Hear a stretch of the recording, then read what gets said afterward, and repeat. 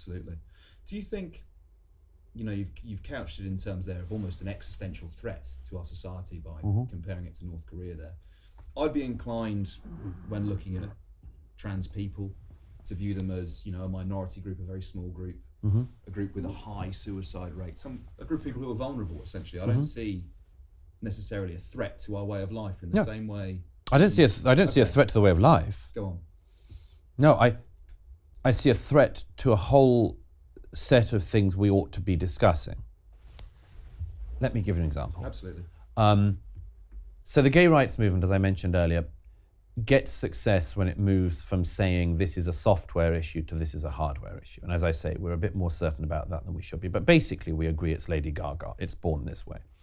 The trans movement learned from this and in very short time has gone from saying this is a software issue to insisting this is a hardware issue.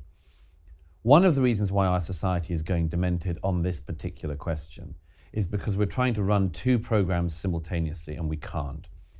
We're trying at the same time as we say that trans is a hardware issue to follow the pretense that being a woman is a software issue. You can't do both those things. You can't insist that being trans is a fundamental thing of hardware in our species, but that being a woman or a man is something you choose as you go along. It's just not possible. To a lot of people, elucidate that view, because my understanding is that a lot of people would say, I don't think anyone's always necessarily as explicit as that, as, I'm a trans woman, therefore I am a woman. I know there are people who hold that position, but I don't know how widely held it is, to be honest with you. It's very widely held within trans activism, certainly. Look, as I say, my own attitude on all this stuff is pretty live and let live. I think once you're an adult, I have views, I have preferences, you might even say prejudices, which we all have, and prejudices sometimes are a good thing. I have a prejudice about which things I prefer to what I don't. We all do a bit of that in our lives. So it becomes discrimination, isn't it? Yeah, exactly. When an adult makes a choice, they can make what choice they want. But for instance, is it inevitable, therefore, that we don't ask some of the questions I ask in this book about this? No. See, I've spoken to an awful lot of not just trans people, but of parents of people who are trans or who think that's what they are. And I'm very, very uncomfortable about embedding some of the ideas we have on this, because I think that a lot of people in their teens and younger are going to go through an awful lot of pain over this. I have spoken to people who, for instance, thought they might be trans, went some way down the road and then realized they weren't. Around 80% of cases of young people diagnosed with gender dysphoria, there aren't many studies, but one study showed around 80% of people who are diagnosed as having gender dysphoria actually turn out to be gay. So again, by the way, if I wanted to play this in an identity politics way, I could say, well, I can think of quite a lot of gay men and women I know who you would have told they weren't gay, who you would have told they should take hormones, who you would told they should have surgery and become. My point is right. Just after we thought we'd ended that stuff, that's happening. That isn't science fiction. That's happening. I've spoken to people that's happening with.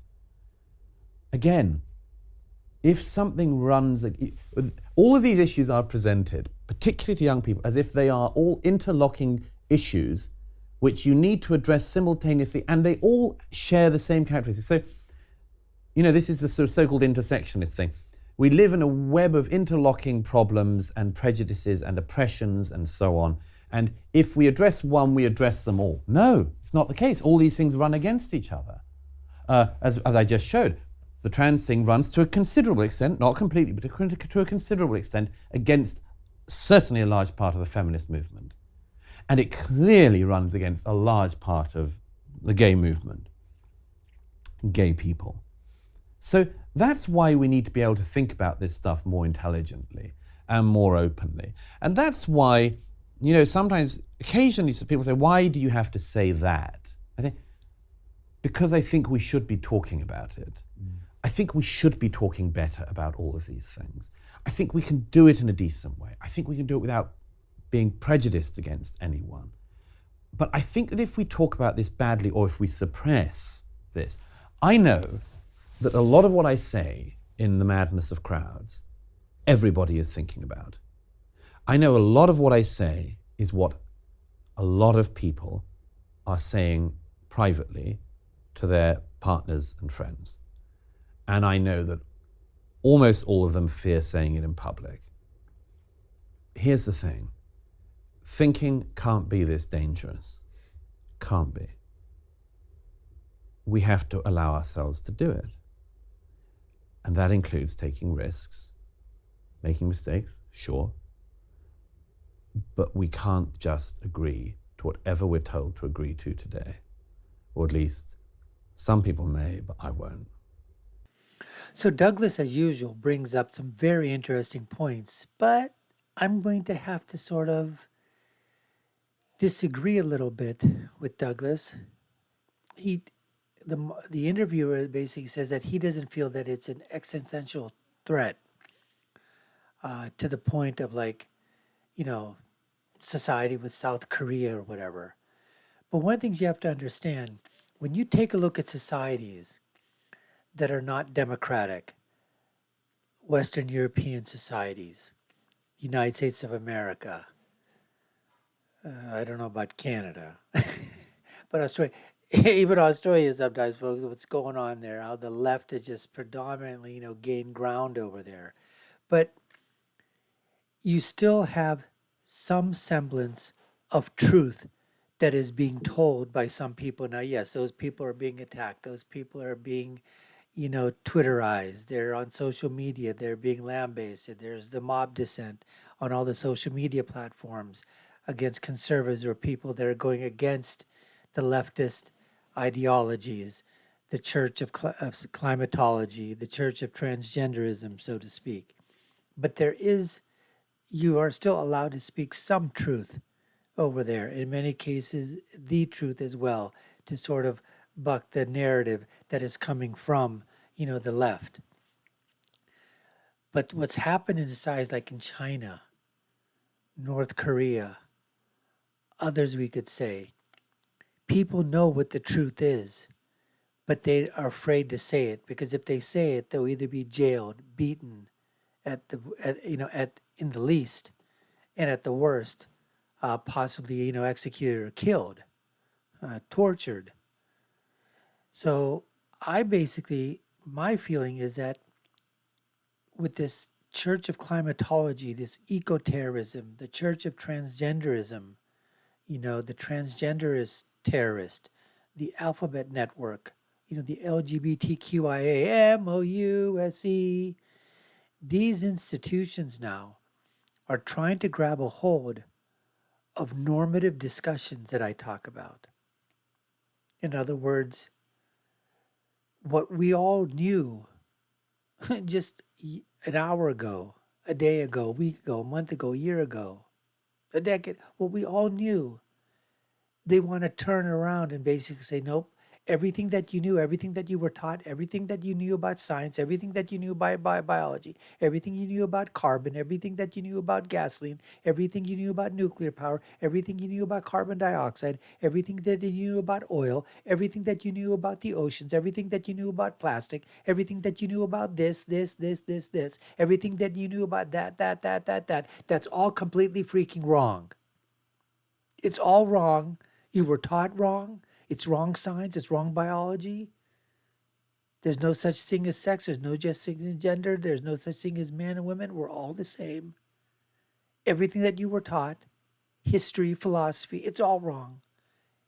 And now the new stuff is what we're telling you. That's what you have to believe.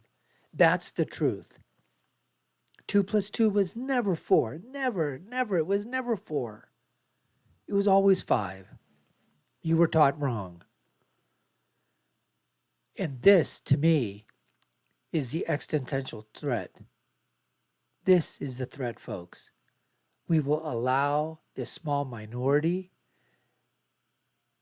to be what we call the tyranny of the minority to basically overwhelm the majority.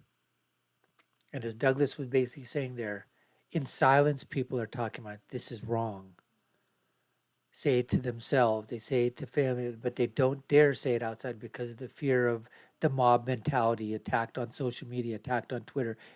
And I don't mean in the terms of just in terms of the words. People just don't like, I don't want to get involved. I don't want the trouble. I don't want to hear it. But people are saying it. There are lots of people saying it. I'm certainly saying it. A lot of you are saying it out there. Tons of people are saying it. We are fighting back against these demagogues. We are fighting against the Church of Scientology, the Church of Transgenderism. We're all doing that. And so, and if we don't, the threat, it won't be a threat anymore, folks. It will be live on TV right in front of us. Anyways, this is what we have on tap for you today, folks. We got more of the interview with Douglas Murray coming up. In the meantime, you're watching the Dr. Nasir Shaikh Show. I'm your host, Dr. Nasir, where I give you my political prescription from my political perspective of what happens when all these things collide. Douglas Murray, social media, men, women, transgenderism, eco-terrorism, culture, biology, gender, sex, policy, politics, government, they all collide. And like you saw in the in my thumbnail, the first transgender woman, biological male, did the conversion, everything, is going to be in the Miss Universe pageant. She's the first Dutch lady. Miss Netherlands is actually a biological male. And you see in the picture, everyone's clapping. The girls are clapping. They're so happy. This man just took a position away from a woman's competition. Think about that. Is that an existential threat to feminists, to women, to girls going in the future? Are we just going to wipe women right off the face of the map? Anyways, let's get back to the interview with Douglas Murray. We'll do that right now. Book about how gay rights, bisexual rights have been combined into this LGBT category. So following on from our discussion of trans rights, I wanted to ask you, as a gay man, is there any other time in history in which you would have liked to have lived other than today? No, and I'd ask that question of absolutely everybody today. It's one of the things, I don't want to just diagnose this. I want us to get out of it. I want us to do better things. A friend of mine was recently speaking at a university in America, and all the students were asking about, all of these issues, all these intersectional issues, all these identity politics issues. And he said, I don't understand. You should be trying to work out how we live in underwater cities. You should be trying to work out how we live on the moon. You shouldn't be doing this crap. And that's my view as well. So how do we get out of it? What should we be doing? And one of the ways we can get out of some of the dementing attitude of our time is exactly what you've just asked. When was it better? Okay, we have all sorts of problems in our world today. Sure. And in our society, absolutely. There are inequalities that exist. There are inequities. There is unfairness, definitely. Is it possible to solve all of that unfairness? I would say no. Does that mean that we don't do anything? No. But seriously, when apart from now would you rather be living? That's the case on all of these things. And I think to a great extent the hysterical attitude of our time is coming about because in some way we can't cope with our luck, or we don't recognize our luck. And there is a possibility that we pull the whole damn thing down because of that. So, I know that the revolutionary attitude and the heroic attitude and the campaigning attitude and the barricades attitude has a whole load of advantages and attractions to it. I know that. But there is another force in our societies, in our world, we should also have, which is the restraining force on ourselves and on others. We say, be careful. Be careful. Because if you risk this, you might find that absolutely everything else is worse. And that's not That is the case historically.